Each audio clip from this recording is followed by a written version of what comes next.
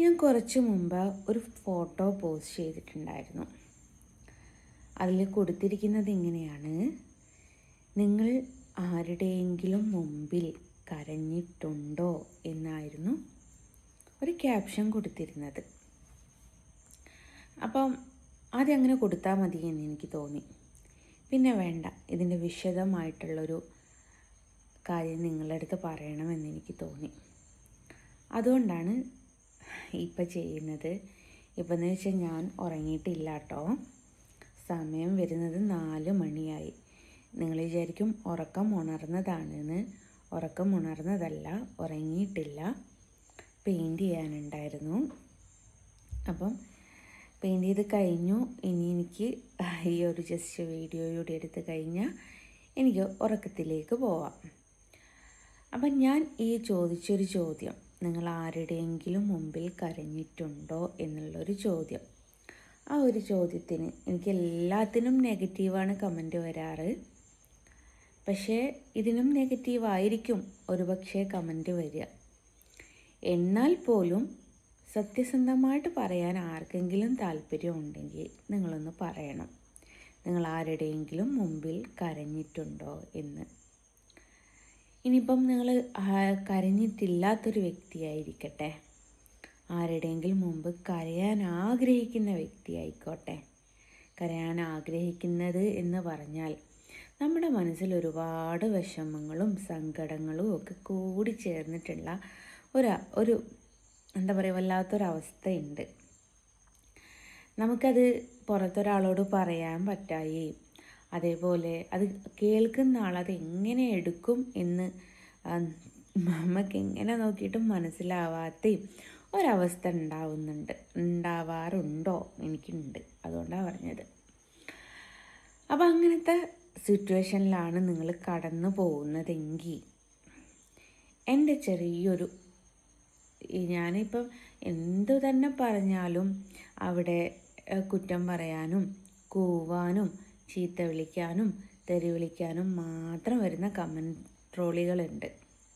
പക്ഷേ എനിക്കറിയാം, അവരും ഇങ്ങനെ ഒരാളെ ചീത്ത വിളിക്കുമ്പോഴും കമൻ്റ് ഇടുമ്പോഴും എന്താ പറയുക, പുച്ഛിച്ച് തള്ളുമ്പോഴും ഒക്കെ അവരുടെ മനസ്സിലുണ്ടാവും എവിടെയോ എങ്ങനെയോ ഒരു നോവ്.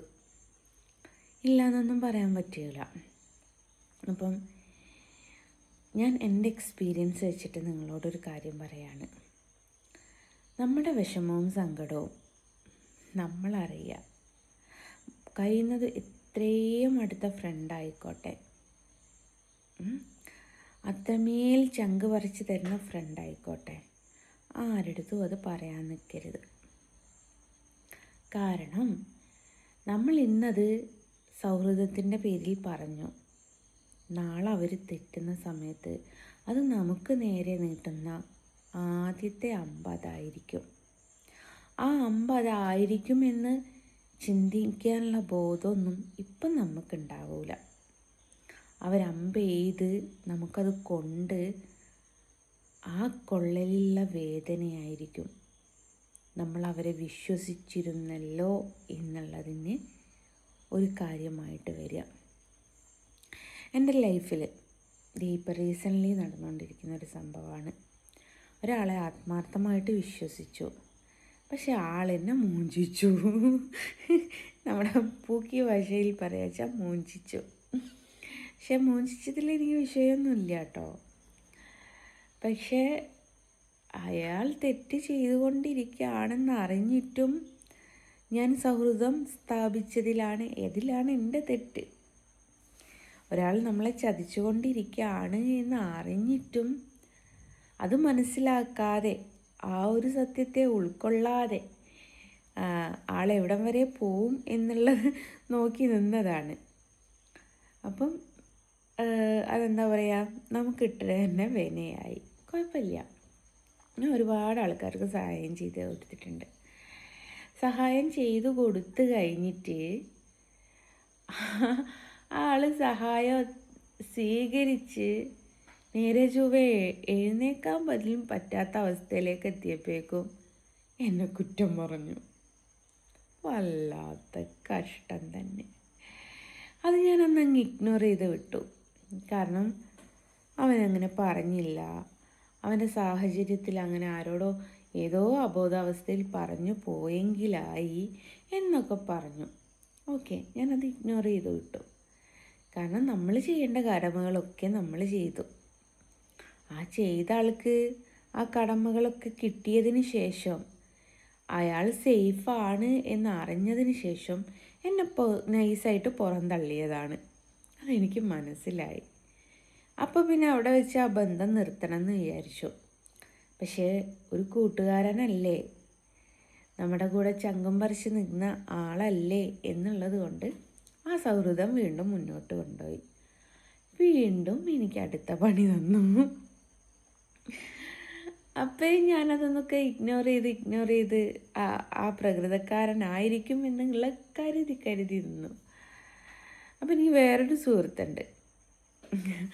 ആ സുഹൃത്തിൻ്റെ പാരൻസിനെ വിളിച്ചിട്ട് ഇയാൾ വേറെ രീതിയിലും എന്നോട് വേറെ രീതിയിലും സംസാരിക്കാൻ തുടങ്ങി. അപ്പം എന്താ ചെയ്യുക? ഇതൊക്കെ അറിയുമ്പോൾ ആ സൗഹൃദത്തെ ഉപേക്ഷിക്കുക എന്നുള്ളതല്ലാതെ നമുക്ക് വേറെ ഓപ്ഷനില്ല. പറഞ്ഞതുപോലെ ഞാനൊരു തംബ്ലൈന് ചോദിച്ചല്ലോ, നിങ്ങൾ ആരുടെയെങ്കിലും മുമ്പ് കരയാറുണ്ടോയെന്ന്.